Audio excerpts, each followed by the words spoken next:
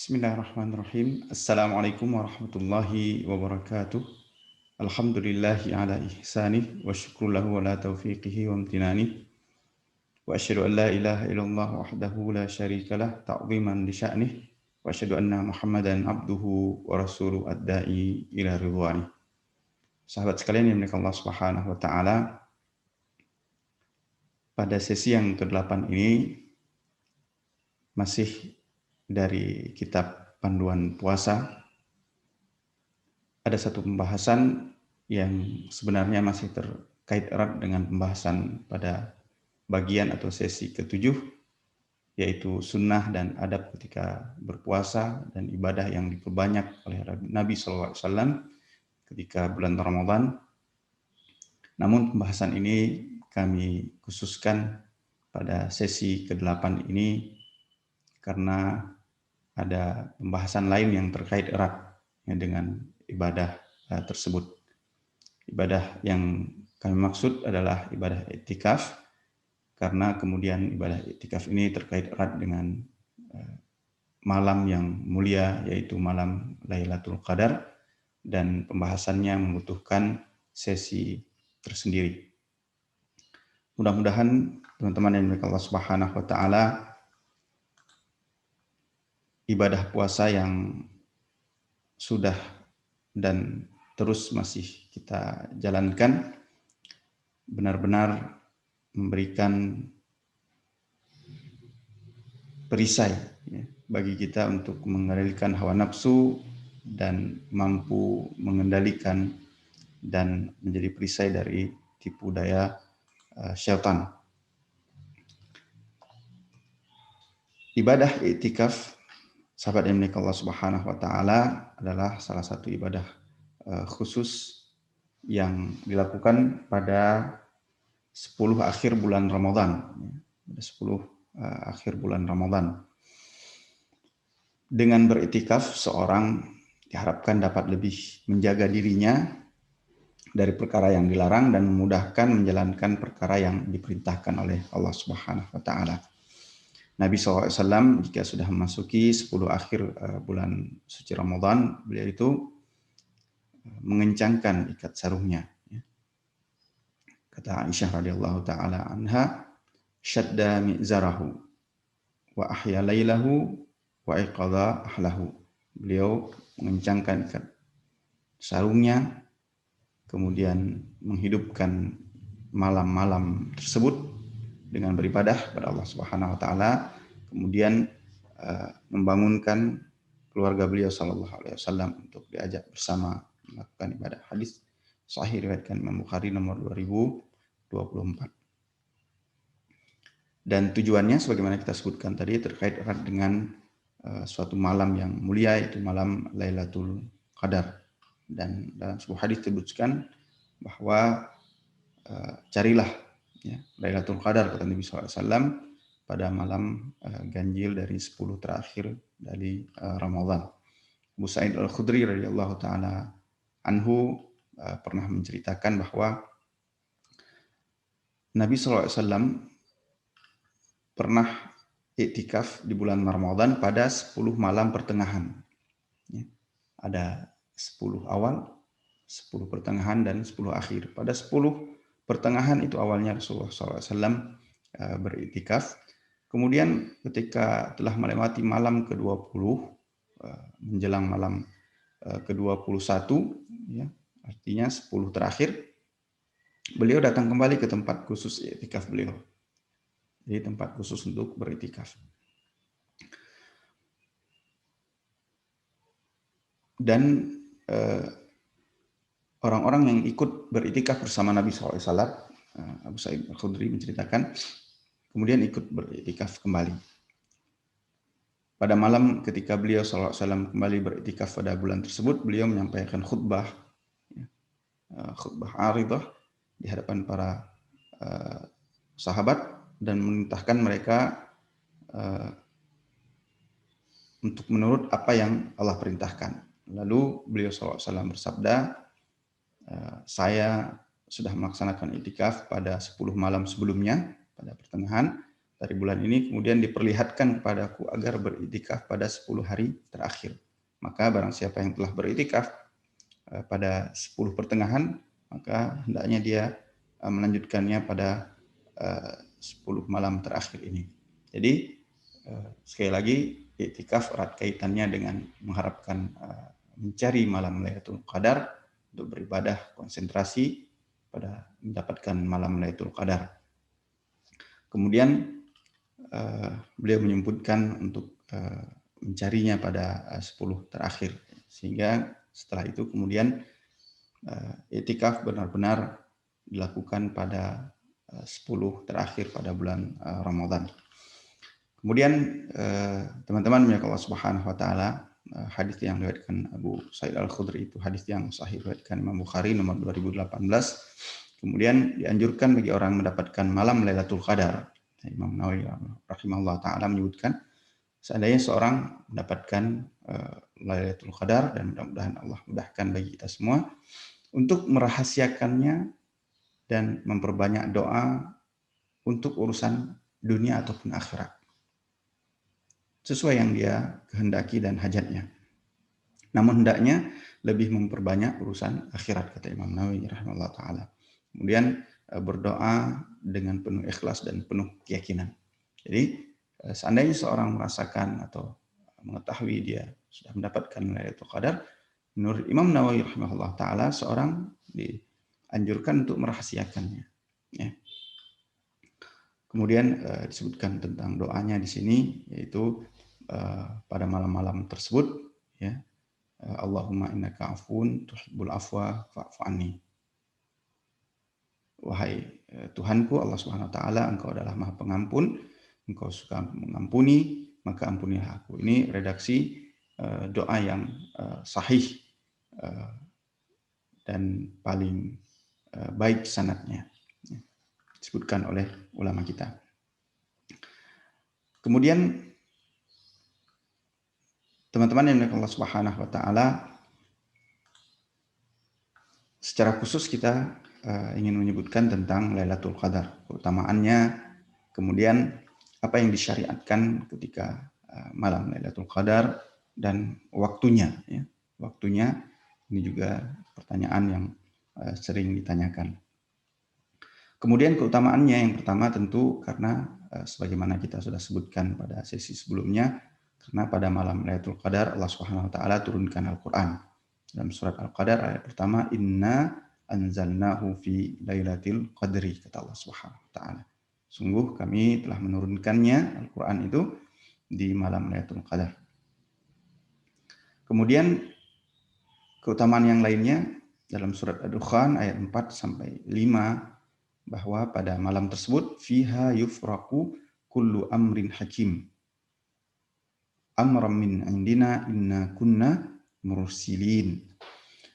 Pada malam Lailatul Qadar tersebut ditetapkan semua urusan, ya, oleh Allah Subhanahu wa taala. Kata ulama kita, maknanya adalah Allah Subhanahu wa taala menakdirkan, menetapkan maqadira al-khalaiq ala madaril am. Takdir tahunan, ya, sepanjang tahun mulai dari malam Lailatul Qadar tersebut sehingga setahun ke depan itu ditetapkan pada malam tersebut.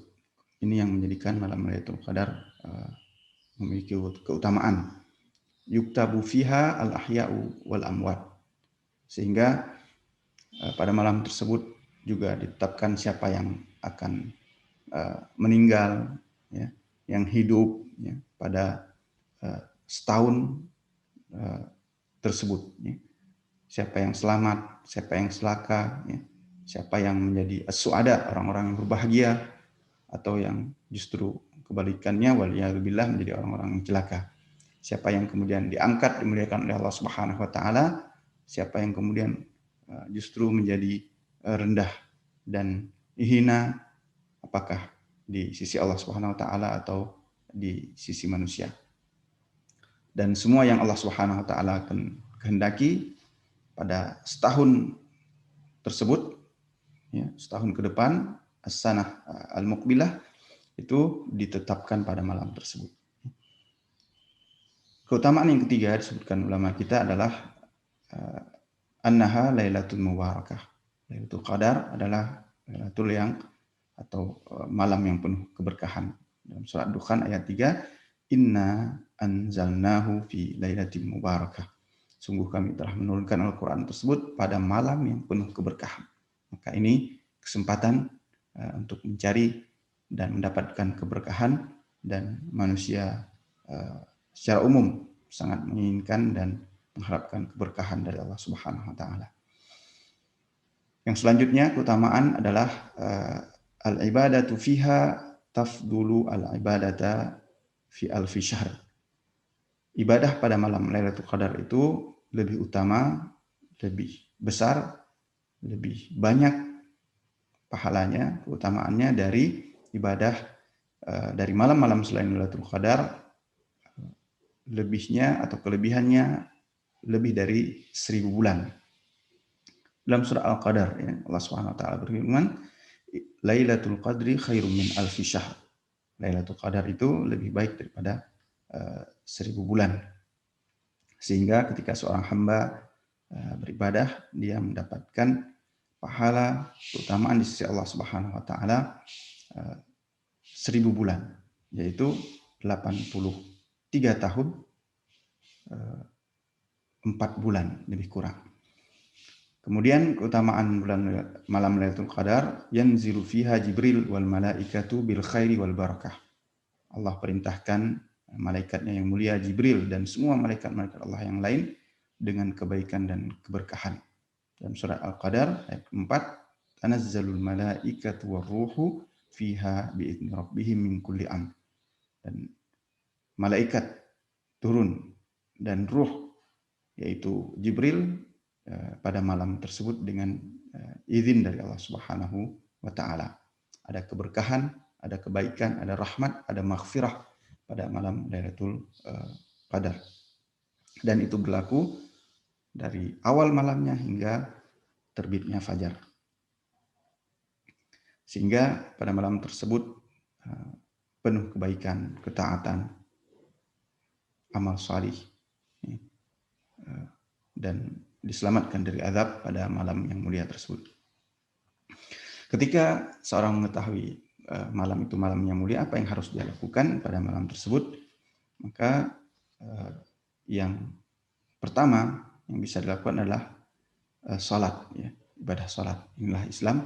Ketika ada sesuatu yang agung, yang mulia, dia merayakannya, ya, dan merayakannya dengan ibadah, yaitu dalam hal ini salat.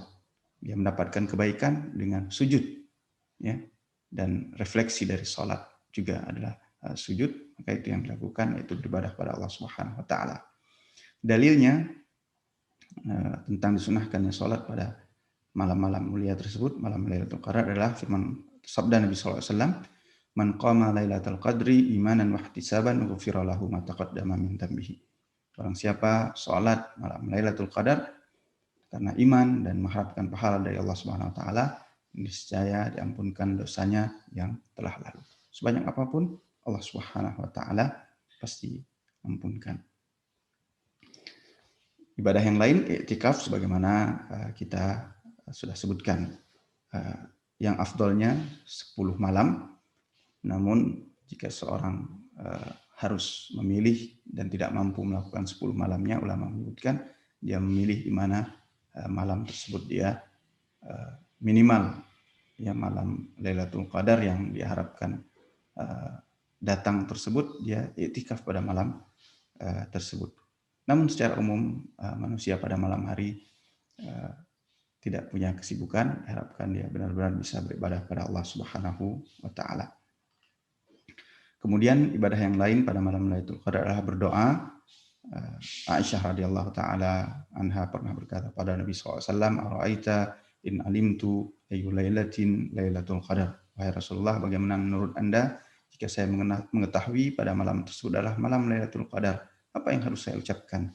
Maka Rasulullah bersabda, "Quli," ucapkanlah, kata Rasulullah SAW, doa yang sudah kita sebutkan tadi, innaka afun, Allahumma innaka afun tuhibbul afwa fa'fu anni.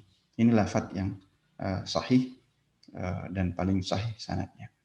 Kemudian beramal salih secara umum berdasarkan ayat-ayat yang kita sebutkan tadi, karena kata para ahli tafsir bahwa beramal pada malam tersebut lebih baik daripada beramal dari malam-malam lainnya, lebih derajatnya 1000 bulan, ya, 83 tahun dan 4 bulan yang kita sebutkan tadi. Maka pada malam tersebut Allah Subhanahu wa taala membagikan kebaikan dan kebajikan yang banyak, ya, yang tidak didapatkan pada malam-malam yang lain. Amal salih secara umum, ya, amal salih secara umum. Kemudian waktunya, ya. Waktunya disepakati oleh ulama kita adalah pada 10 terakhir bulan Ramadan. Kemudian beberapa dalil menyebutkan secara spesifik, yaitu pada malam-malam ganjil, ya, dibandingkan malam-malam yang genap.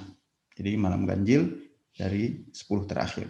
Dan ini mazhab dari ulama dari golongan Syafi'iyah, Hanabilah, dan sebagian ulama dari Malikiyah. Kemudian dalil mereka sabda Nabi SAW, taharru lailatul qadri fil witri minal ashril awakhir min Ramadan. Carilah, ya, Lailatul Qadar pada malam yang ganjil dari 10 terakhir bulan Ramadan. Ibnu Abbas juga meriwayatkan hadis yang serupa terkait dengan malam-malam ganjil dari 10 terakhir tersebut. Kemudian teman-teman yang dimuliakan Allah Subhanahu wa taala, sahabat yang berbahagia, apakah Lailatul Qadar itu pada malam ganjil yang sama setiap tahunnya atau dia berpindah-pindah?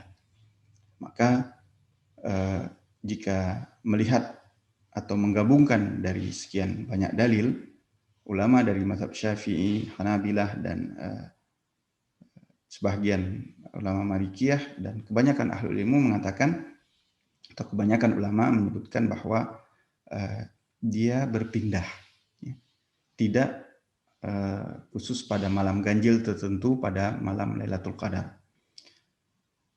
Dalil mereka bahwa dalam beberapa hadis, misalnya hadis Abu Sa'id Al-Khudri, ya, menyebutkan pada malam 21 misalnya.